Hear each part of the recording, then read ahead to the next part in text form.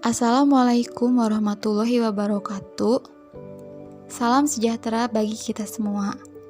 Pertama-tama, perkenalkan kami dari kelompok 5 dengan anggota Ikoh Rofiqoh NIM 1908205008, Pertamawati 1908205005, Vivi Magfiroh NIM 1908205002, dan Ade Indra NIM 1808205030. Mata kuliah akuntansi pajak, kelas akuntansi syariah A semester 5. Pada kesempatan ini, kami akan memaparkan hasil diskusi yang telah kami buat dengan judul materi yaitu Akuntansi PPh Pasal 25. Langsung saja, pemaparan materi yang pertama akan disampaikan oleh saya sendiri, yaitu Pertamawati dengan NIM 19082005. Pengertian PPh Pasal 25. Pajak penghasilan Pasal 25 atau PPh Pasal 25 adalah pajak yang dibayar secara angsuran.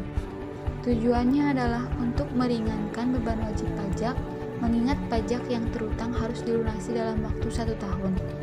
Pembayaran ini harus dilakukan sendiri dan tidak bisa diwakilkan. Baik, di sini saya Ikoh Rofiqoh NIM 1908205008 akan melanjutkan penjelasan dari saudari Pertamawati. Di sini saya akan menjelaskan mengenai tarif PPh Pasal 25. Terdapat dua jenis pembayaran angsuran pajak penghasilan Pasal 25 atau PPh Pasal 25 untuk wajib pajak orang pribadi atau WPOP, yaitu yang pertama WPOP pengusaha tertentu, yaitu WPOP yang melakukan usaha penjualan barang baik grosir maupun eceran serta jasa dengan satu atau lebih tempat usaha. Untuk presentasi PPh 25 bagi OPPT yaitu sebesar 0,75% dikali omset bulanan tiap masing-masing tempat usaha. Jadi misalkan ada WPOP yang mempunyai 5 tempat usaha, maka 0,75% dikali omset bulanan tiap masing-masing tempat usaha tersebut. Misalkan 0,75% dikali omset bulanan usaha tempat A, lalu 0,75% dikali omset bulanan usaha B, dan seterusnya. Yang kedua yaitu wajib pajak orang pribadi selain pengusaha tertentu, yaitu pekerja bebas atau karyawan yang tidak memiliki usaha sendiri. Kalau tadi kan yang mempunyai usaha, sedangkan yang kedua yaitu yang tidak memiliki usaha sendiri. Nah, untuk besaran tarif PPh 25 bagi OPSPT yaitu penghasilan kena pajak atau PKP dikali tarif PPh 17 ayat 1 huruf A Undang-Undang PPh 12 bulanan, itu maksudnya yaitu per tahun. Nah, tarif PPh 17 ayat 1 huruf A Undang-Undang PPh adalah yang mana jika penghasilan kena pajak tersebut kurang atau sampai 50 juta, maka dikenakan tarif 5%. Jika 50 juta sampai 250 juta, maka dikenakan tarif 15%. Jika 250 juta hingga 500 juta, maka 25%. Dan jika di atas 500 juta, maka 30%. Jadi misalkan penghasilan kena pajaknya itu 25 juta. Nah, 25 juta itu kan masih kurang dari 50 juta, maka dikalikan 5%. Namun jika penghasilan kena pajaknya misalkan 100 juta, nah itu kan lebih dari 50 juta ya. Lalu bagaimana? Nah, untuk 50 juta yang awal itu dikenakan 5%. Jadi 50 juta dikali 5%. Lalu sisanya yaitu 50 juta dikalikan 15%. Kenapa? Karena kan 100 juta ya penghasilan kena pajaknya. Nah, 50 juta udah 5%, maka 50 juta yang seterusnya yaitu 15%, karena tadi sesuai peraturan tadi bahwa dari 50 juta hingga 250 juta dikenakan 15% dan seterusnya seperti itu. Sedangkan untuk pembayaran angsuran PPh 25 untuk wajib pajak badan, nah kalau tadi kan untuk orang pribadi, kalau sekarang untuk wajib pajak badan atau suatu organisasi atau perusahaan, yaitu penghasilan kena pajak dikali 25%. Nah, 25% ini dari mana? Yaitu dari tarif pasal 17 ayat 1 huruf B tentang Undang-Undang PPH. Selanjutnya yaitu perhitungan PPH pasal 25. Besarnya angsuran PPH pasal 25 dalam tahunan berjalan, yaitu tahun pajak berikutnya setelah tahun yang dilaporkan di SPT tahun PPH, dihitung sebesar PPH yang terutang pajak tahun lalu, yang dikurangi dengan yang pertama, pajak penghasilan yang dipotong sesuai pasal 21, yaitu sesuai tarif pasal 17 ayat 1 bagi pemilik NPWP, dan tambahan 20% bagi yang tidak memiliki NPWP. Jadi yang tidak memiliki NPWP tambahan tarifnya itu 20%. Dan pasal 23 yaitu 15% berdasarkan dividen, bunga, royalti dan hadiah, serta 2% berdasarkan sewa dan penghasilan lain serta imbalan jasa. Serta pajak penghasilan yang dipungut sesuai pasal 22 yaitu pungutan 100% bagi yang tidak memiliki NPWP.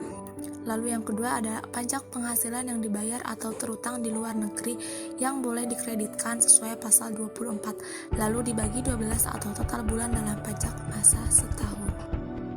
Jadi misalkan ada WPOP yang sudah memotong pajak sebelumnya. Nah, ketika akan membayar pajak lagi, misalkan pajaknya 4 juta nih.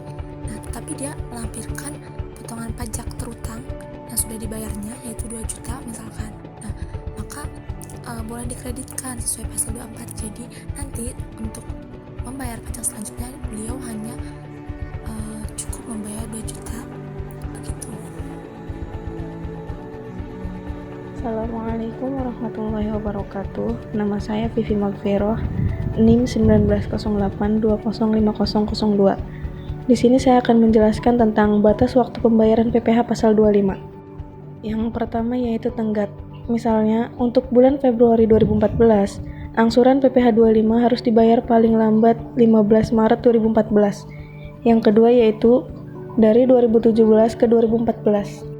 Jika batas waktu penyetoran jatuh pada hari libur termasuk Sabtu, Minggu, dan hari libur nasional, maka pembayaran masih dapat dilakukan pada hari berikutnya sesuai pasal 3 Peraturan Menteri Keuangan nomor 180/PMK03/2007 yang kemudian diubah lagi sesuai Peraturan Materi Keuangan nomor 242/PMK03/2014 tentang tata cara pembayaran dan penyetoran pajak.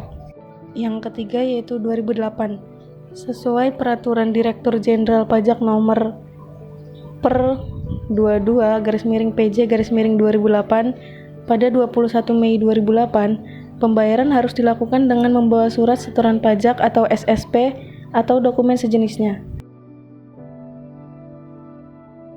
Selanjutnya yaitu Jurnal Accrue PPH pasal 25. Contoh soal 1.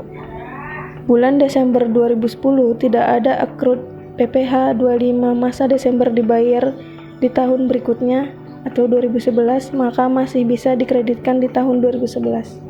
Jawabannya yaitu PPH 25 Januari sampai November 2010 sama dengan 11 juta atau asumsi anggaran tiap bulan 1 juta. Yang kedua, PPH terutang menurut laba fiskal 2010 yaitu 15 juta. Akhir tahun 2010, jurnalnya adalah beban pajak kini sama dengan 15 juta masuk ke debit, PPH 25 dibayar di muka, 11 juta masuk ke kredit, dan utang PPH 29 4 juta masuk ke kredit. Contoh soal 2, Jurnal Accrue PPH pasal 25. Januari 2011 membayar PPH 25 masa Desember 2010 sama dengan 1 juta. Total uang muka PPH 25 jadi 12 juta setahun. Masuk SPT 2010. Jurnalnya di debit utang PPH 29 sama dengan 1 juta, di kreditnya kas sama dengan 1 juta. Selanjutnya saldo utang PPH 29 per Januari 2011 sama dengan 4 juta, kurangi 1 juta sama dengan 3 juta. Bulan April 2011 melunasi utang PPH 29 sama dengan 3 juta. Jurnalnya di debit utang PPh 29 sama dengan 3 juta, kreditnya kas sama dengan 3 juta. Selanjutnya jurnal payment PPh pasal 25. Yang pertama, jurnal pembayaran angsuran PPh pasal 25. Di debit PPh pasal 25, kreditnya kas atau bank. Kedua, jurnal penyesuaian penghasilan PPh pasal 25 pada akhir tahun pajak. Di debit pajak penghasilan, kredit hutang pajak penghasilan. Selanjutnya, debit penghasilan bruto, kredit biaya usaha, pajak penghasilan, dan ikhtisar laba rugi. Selanjutnya, debit PPh pasal 29 dan kredit kas atau bank. Sekian pemaparan dari kelompok kami. Terima kasih atas perhatiannya. Mohon maaf apabila masih banyak kekurangan. Wassalamualaikum warahmatullahi wabarakatuh.